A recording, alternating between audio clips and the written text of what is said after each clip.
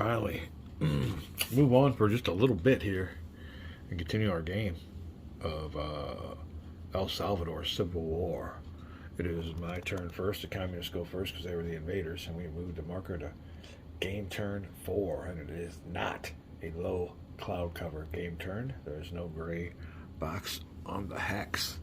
Oh, we were concentrating first of all. I had a unit here that was rebuilt, reorganized. He's at full strength, and I went ahead and put some reorganized markers on a couple of units that took hits in the last turn.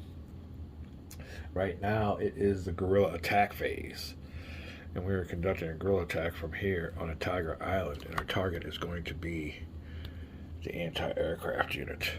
Now, each insurgency unit can attack it with 2 bombardment factors. So, if I would have had underneath the column here for our SAM site, if I would have had 8 factors, I could have moved it up 1, and that would have been significant. But I can only throw in 2. So I almost need, if there's 2, 1, 2, 3, 4, 5, 6, 4 units. Whew. So anyway, 1 to 7 column. We're looking for a 3 or more high die roll. I don't see any modifiers that apply, so we'll be rolling a dice here on the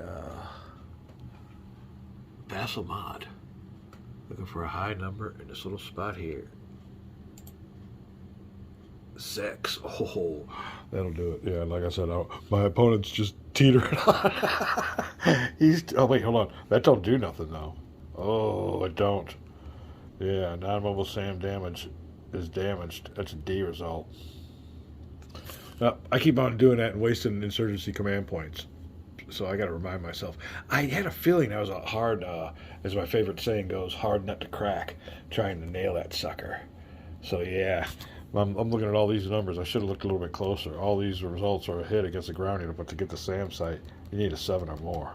So that's not going to work. I can't do that. So I'm going to have to get at least 8 factors to attack that. A little misshoot by me, but that's what happens when you don't look close enough. We'll be right back. Yeah, like I just said to my opponent, I'll need 4 insurgency units just to get that 8 result to give you a 6. And I think on the demolitions, it gives you a die roll modifier, so I may be able to do it with I may be able to hit that number with the demolitions. I think demolitions might give me a +1 or +2, meaning that if I did roll a 6, I'd be able to get it. But we'll see. When we get to it, I have got to stop using insurgency command points and wasted them. I just wasted 2 of them on that one. I got a whole bunch. You can see right here, but yeah, I just wasted 2 of them on something that can't be reached. All right, we're moving up now to the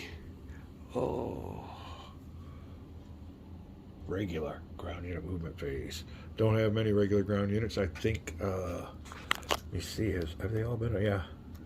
One of my regulars have been eliminated, so I only got 1 regular ground unit back still on the map. And that is this unit right here, which is a Palestinian Front for Liberation of Palestine. I think that is, I'm not sure. But anyway, we'll be right back. Alright, we're carrying on here with the old communist move, turn 4. And I wanted to point something out, because it's at my regular ground movement phase.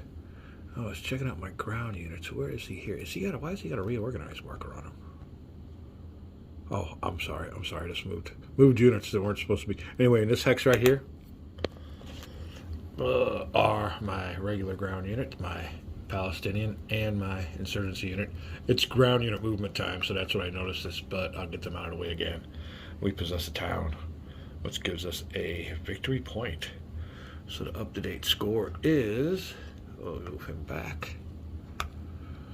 Salvadorans 4 and the insurgency 3. We'll be back. Alright, I'm gonna move my Palestinian infantry battalion.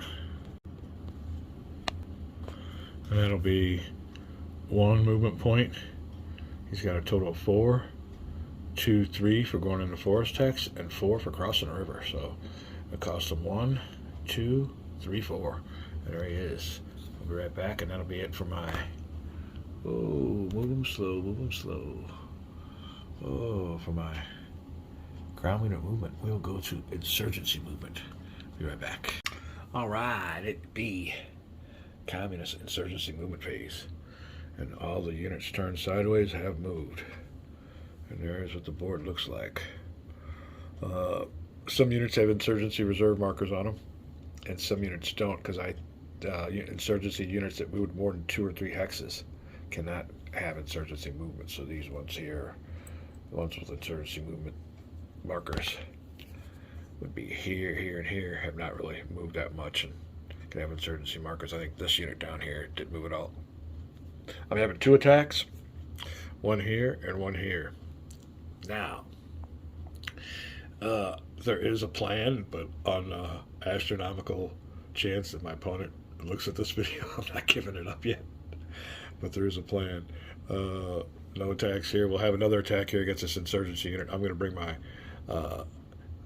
good old Hind D on him for that attack against this insurgency. We want to get that special forces unit at least suffered a step loss. It's probably a mood attack, but we'll see what we can do with it. I'm pretty sure it's going to end up being a 1-to-1, maybe with no die roll modifier, so we can get a high die roll. It might be good enough to mess them a little bit. But this one here, we're looking for elimination on this one here, and that'll give us a victory point, which will tie the game. But other than that, that is it. We are not making any major moves now, but they are in the works. We just got a little bit of stuff we got to do here to my opponent. We'll be back. All right, well, it is the insurgency placement phase.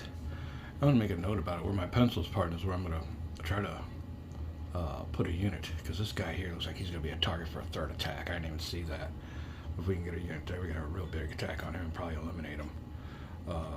One thing though on this insurgency placement, and it's kind of interesting and it's kind of a strategy, is all well enough and good if I could place it, but I kind of want him to launch air units but let me rephrase that.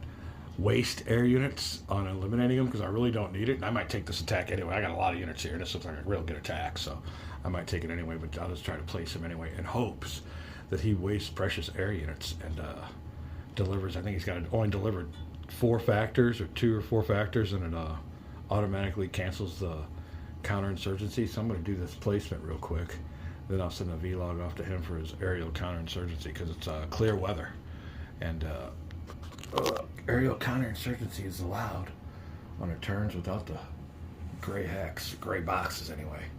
Gray boxes represent low cloud cover, which prevents counterinsurgency. So he'll be able to launch air units. So I'm going to go ahead and see if I can't get that unit on there, and we'll be right back. It might fail. The attempt might fail, but if it succeeds, then he'll get a chance to hopefully waste some air units. If he don't, well, that'll just give me more units to attack this unit here. And I'm looking at maybe 2 victory points if I can eliminate that unit and that unit. We'll be back. All right, well, I got him on there, but this insurgency placement attempt failed. I was able to get him on there with the 2nd attempt from another hack, so he is there. We're waiting for the counterinsurgency decision. See if he takes the bait. We will be right back. Oh, no, I'm sorry. The unit was placed here. That's it here. It was placed right here. They made the 1st attempt. He made the 2nd attempt. And I was able to do it. And he's there. We'll see if he wait for the counterinsurgency decision.